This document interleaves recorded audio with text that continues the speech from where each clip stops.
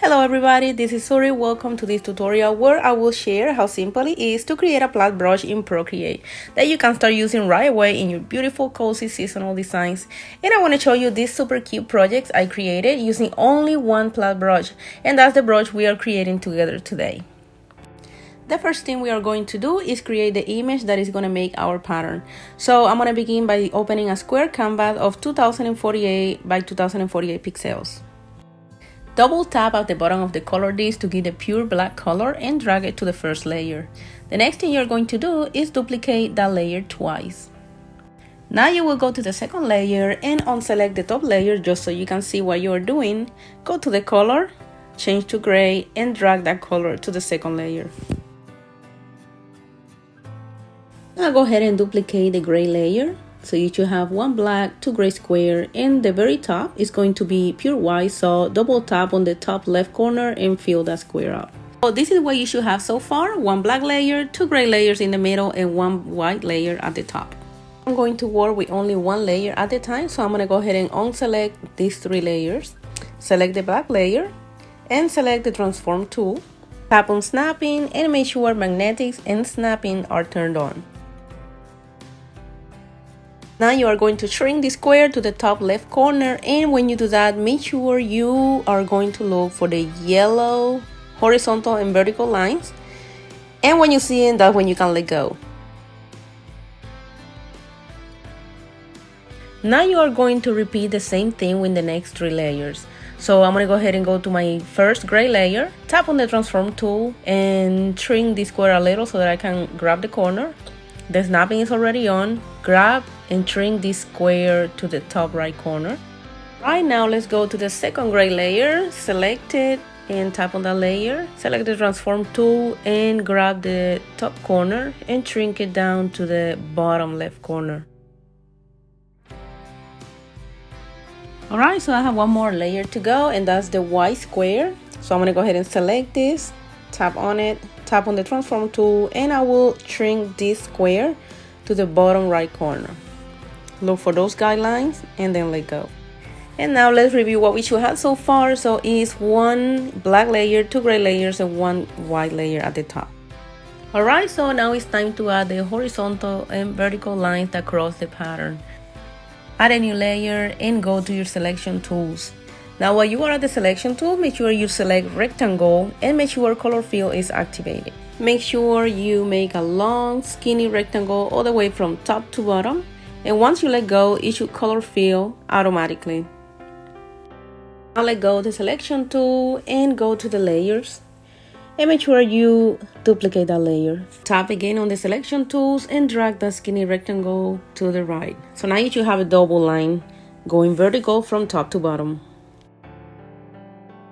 Now go ahead and merge those two layers. So now you should have the two rectangles together in one layer. And you are going to slide to the side and duplicate that layer. Since I need one set of rectangles white and one set of rectangles black, I'm going to go ahead and drag the color black to the new layer that I just duplicated. Since I need my two black rectangles to be horizontal, I'm going to go ahead and tap on the transform tool and tap on rotate twice. So the horizontal, and now I have to drag into the bottom two squares. If your rectangles are not snapping in place from left to right, all you have to do is tap on the snapping tool and turn off the magnetics, and that should help.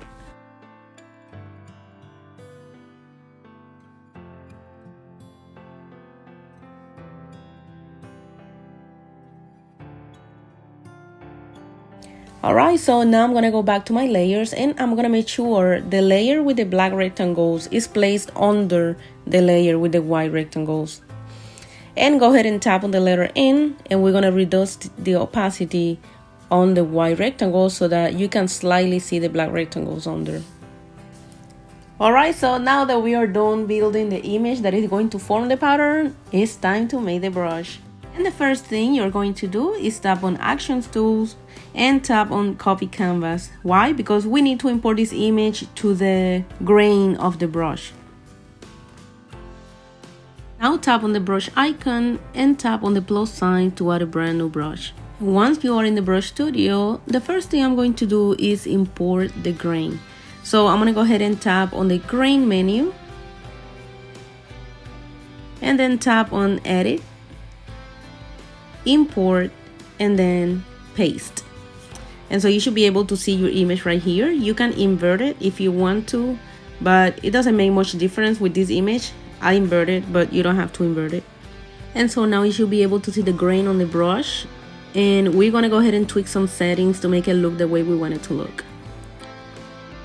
The first setting I want to fix is the opacity of this brush. I want my opacity to be the same across, so tap on Apple Pencil and bring the opacity all the way down to none.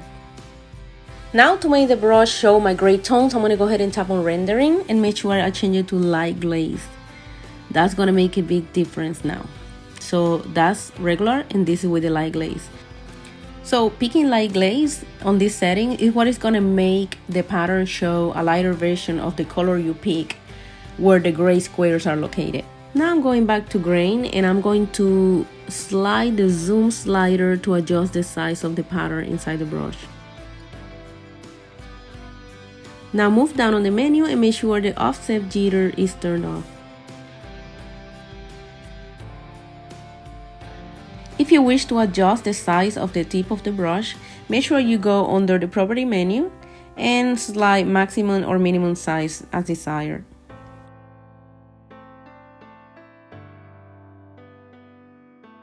Alright, so tap on done, and now it's time to go test the brush. So go on your layers, and on select, I'm gonna go ahead and group all these layers together so that I can unselect the whole group and add a new layer to test the pattern. And to test this pattern, I'm gonna go ahead and choose an orangey from my autumn color palette, and let's see if this works. Oh wow, this is amazing. I am so happy with the results. It's beautiful.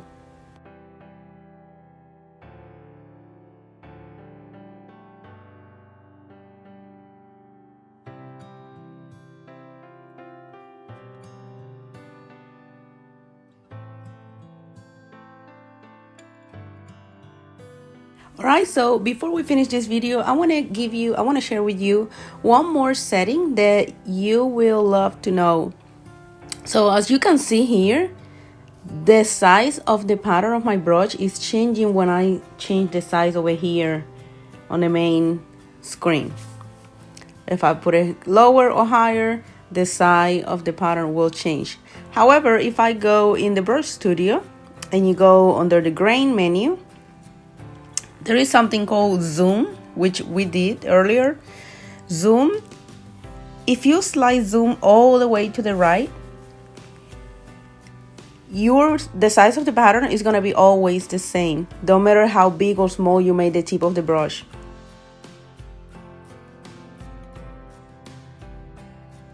So as you can see here, when I change zoom setting all the way to the right where it says cropped, and I change the size over here on the main screen, the only thing that changed is the size of the tip of the brush. The size of my pattern stays the same. However, when you move the slice to the left where it says follow size, it's going to be the opposite. When you change the size over here on the main screen, it's going to change the tip of the brush, but it's also going to change the size of the pattern.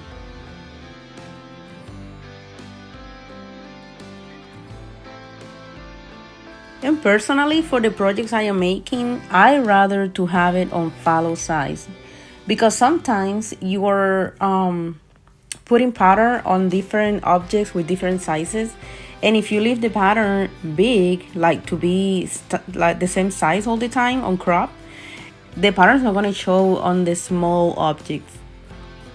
And if you change it to follow size, it's going to show like this, like on your big, like if I'm coloring leaves with this pattern, the big leaves are going to have the big patterns, but the small leaves are going to have the little pattern, if that makes sense. So it's up to you. I just wanted you to know so that you have another way to customize your brushes to your preferences. Alright, so we make it to the end of this video. If you made this brush, I would love to see your project. So if you post on my Instagram, please tag me, zuriangelos.digital art. And if you found some value in this video, please remember to like, share, comment, and subscribe to my channel for more helpful tutorials. Thank you for watching, and I'll see you next time.